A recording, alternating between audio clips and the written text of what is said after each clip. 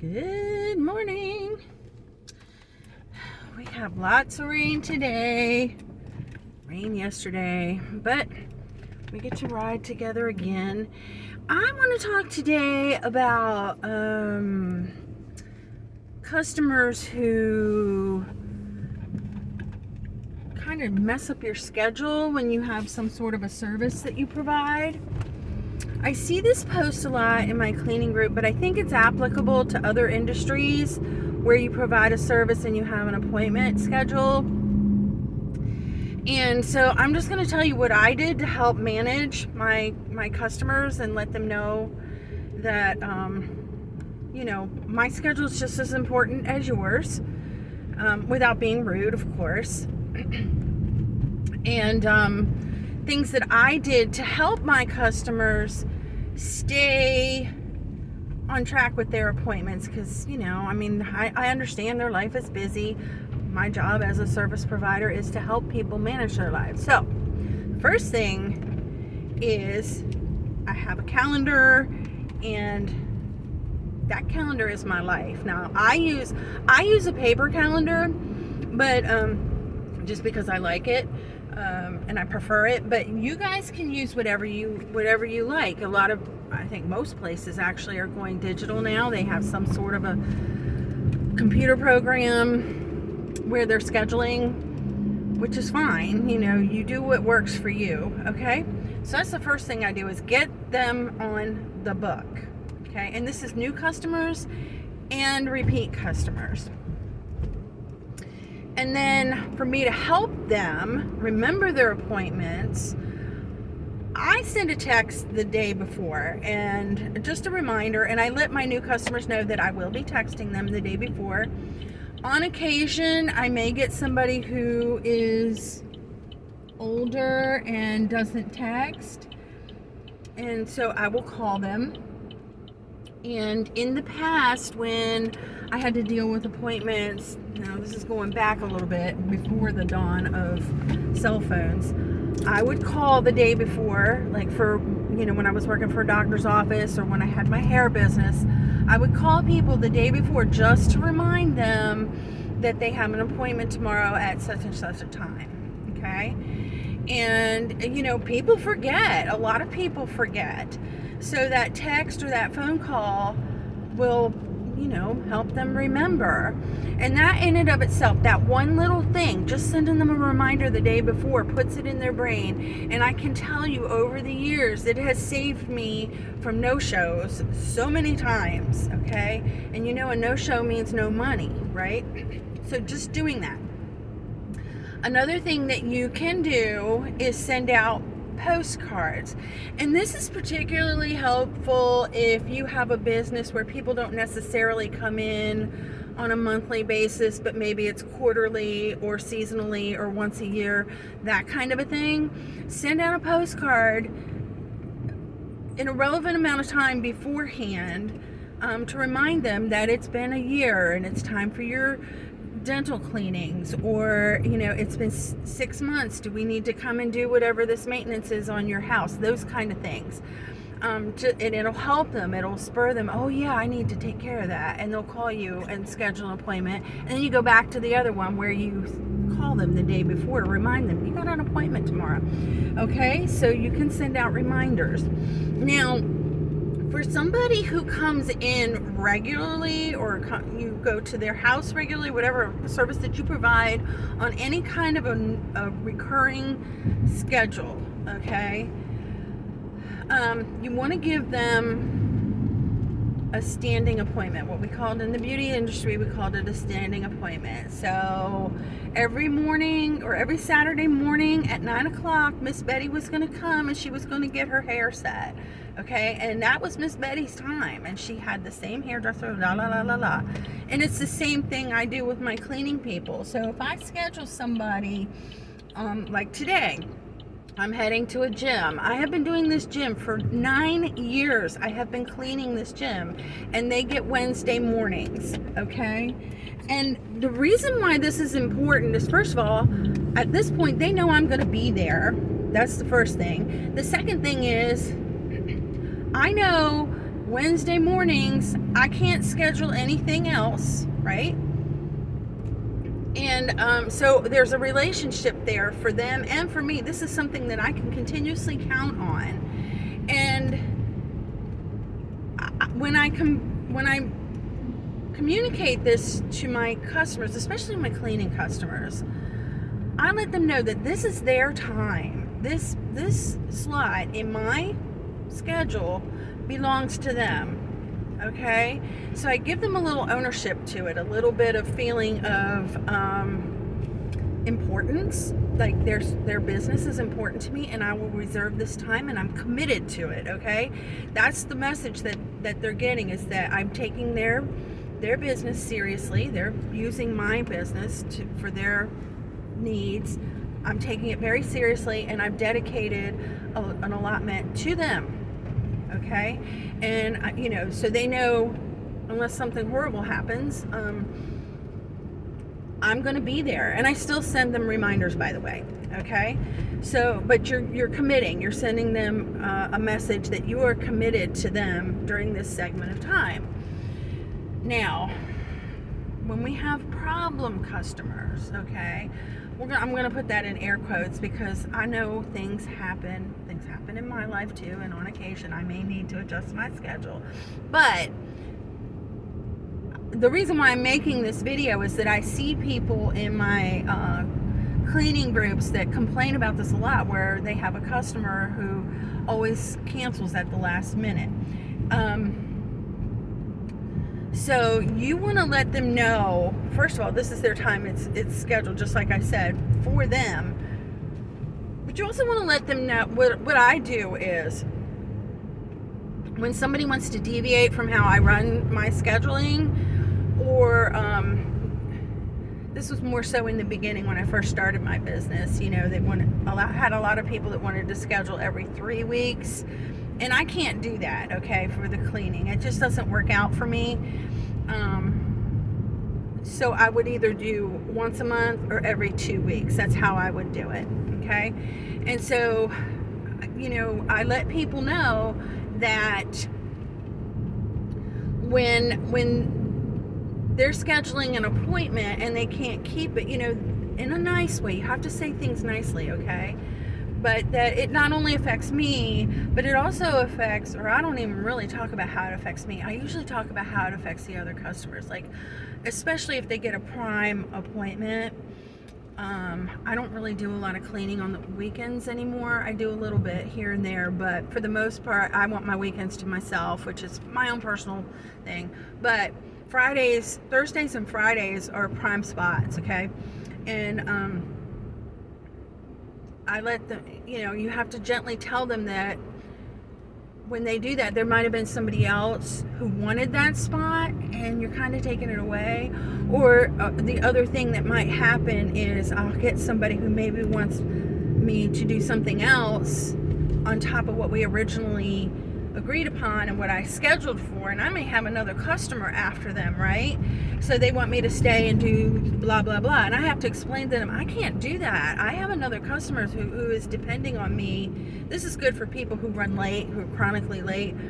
Let them know that you have other customers that you've committed to, and if I'd be happy to reschedule you, but I have other people that are depending on me, and I can't do that to them.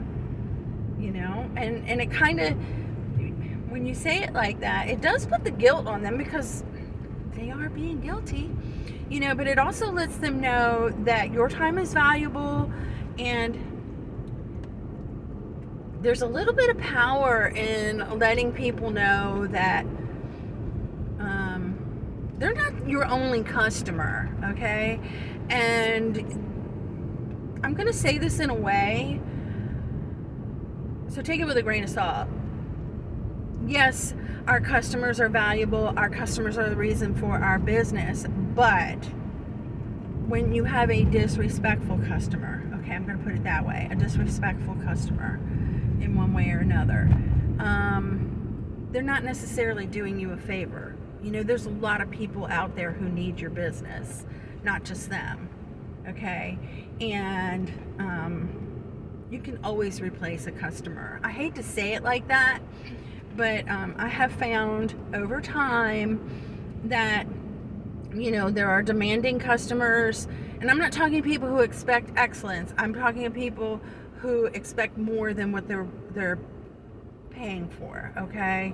Or you know, want you to bend over backwards and go above and beyond what is in the realistic scope of the agreed upon service. Okay, we'll just put it that way. Okay, so yeah, there is a little bit of competition is kind of what you want to put out there, and this works. Let me tell you something, because what happened to me, well, and it's here, I'm here too at this point. I cannot schedule somebody for today, okay? If they call me up and say, can you clean my house today? No, I can't. As a matter of fact, I'm booked most of the time, okay? And so what happens is that makes you become exclusive, okay?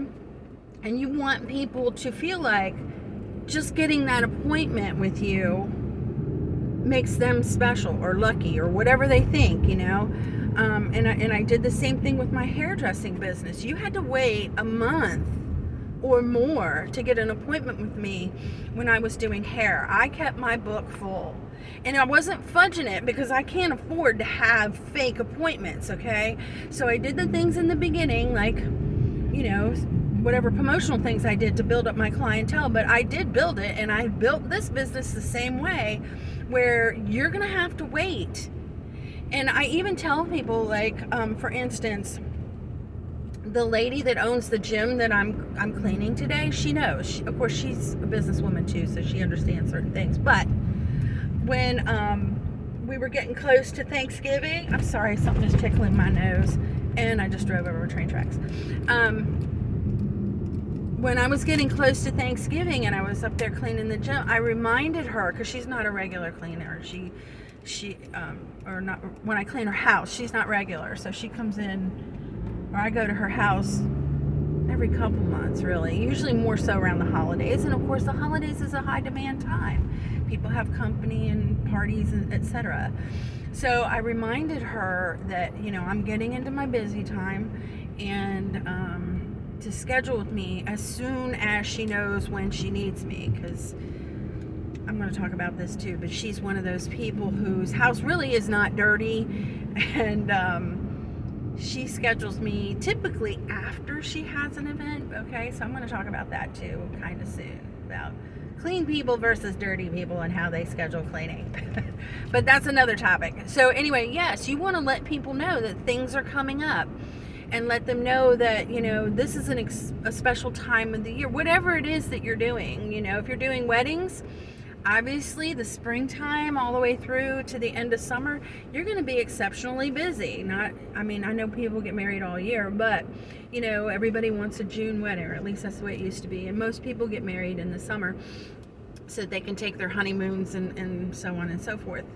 You know, so if you have a seasonal busy time in your business, and you have standing customers, or customers that are not necessarily standing but good customers that you've maintained a relationship over the years, you do want to put that word out that this is an exclusive time, okay? And you need to get your appointments now, or you're not going to have one. That kind of a, you know, in a nice way, like, I really want to help you, but if you wait too long, I'm not going to be able to. And, you know, I'll give you an example. She's actually a friend of mine. She's really good friends with my daughter. So she's a younger woman, and she started this bakery business. She runs it out of her home. And at the end of October, mid-October, maybe before Halloween, she started putting out her little post saying, y'all need to call me now, because when Thanksgiving rolls around, she's going to be swamped, and she's not going to have time to make the pies and cakes and whatever else she's doing. And she let people know, and she's pretty much booked up. She is booked up. And you know, that's really, really smart. That lets people know that your business is booming, okay? That if they want whatever it is that you provide, they need to let you know right now so that you can get them into your schedule. And then, sorry about that. I had to look at something. The last thing is, darn it, my brain went blank. Scheduling, don't you love it when this happens? Oh my God, this is why you need a schedule, okay? And I probably should have put notes, but I'm driving, so I'm doing this off the top of my head. It's just experience. Oh, I know what it is. I personally do not do this, but I know a lot of businesses do this, and I'm thinking that we're going to see it more and more often. Doctors' offices do this a lot, and they will remind you when you schedule with them that if you cancel within 24 hours, you will be charged a late fee. Like I said, I don't do this, but my customer base knows that they're going to wait 2 weeks or longer before I can get back up there. But yeah, you could charge a late fee. You could. I'm just saying, depends on your business, depends on a lot of different things. I personally don't do it, but I know a lot of cleaning businesses do it. I don't know about hair salons, if they're doing that anymore or not, or have started doing that. But it is an incentive for people to keep their appointments. And then the last tip I have, because, you know, things happen, and regardless of whether you're charging a late fee or a late cancellation fee, keep yourself a running list of people who may not be regulars, but have said, I really want to get in, I can't wait that long or whatever, or maybe they have scheduled something in advance but they need it a little sooner. Just keep yourself a list so that if somebody does cancel, you can call them and say, look, I have an opening at 3 o'clock, can you get in today? Or my afternoon appointment canceled, and do you want me to come by and do whatever you do this afternoon? Those kind of things. It can always, there are ways of filling those holes if you get so busy that people are waiting, and just keep yourself a running list. And the other option is, sometimes it's good that people cancel or don't show up, because it gives you a break, okay? It gives you a chance to catch your breath, to go home and do something else, to just sit down and relax for a few minutes, to get some lunch if you're one of those types that don't eat all day long. There's lots of things you can do. So you might even want to be grateful that you have a minute to catch your breath. So those are my tips on scheduling and keeping your book full when you provide a service. So I want to thank you so much for riding along with me and putting up with my brain fart. And please, if you find my information helpful, I know I'm not a real professional looking YouTube channel, but I think I have advice because I have experience. So please like and subscribe if that's helpful to you. You can click the like button. That helps me in the algorithm on YouTube, and it doesn't cost you anything. And if you have questions, please comment below. I love you guys, and good luck, and have a prosperous holiday season. Bye-bye.